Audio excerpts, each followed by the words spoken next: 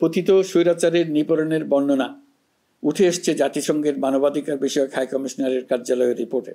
গত July August মাসে বাংলাদেশের ছাত্র শ্রমিক জনতার উপর শেখ হাসিনা সরকার ও আওয়ামী লীগ যে দমন পীড়ন ও হত্যাকাণ্ড চালিয়েছে এর পুঙ্খানুপুঙ্খ তদন্ত করে বিস্তারিত রিপোর্ট প্রকাশ করেছে তারা।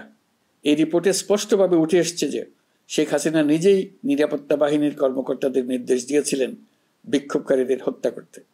বিগত সরকার, আওয়ামী লীগ ও আওয়ামী লীগের সহযোগী গোষ্ঠী ও সংগঠন একত্রিত হয়ে পরিকল্পিতভাবেই গুরুতর মানবাধিকার লঙ্ঘনে জড়িত ছিল।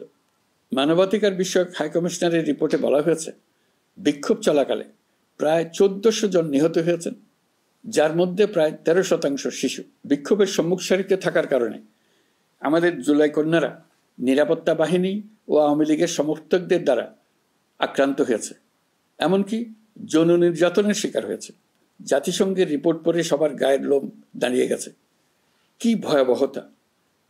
কিভাবে একজন প্রধানমন্ত্রী নিজ দেশে নিরস্ত্র মানুষকে হত্যার পর লাশ লুকিয়ে ফেলার নির্দেশ দিতে পারে?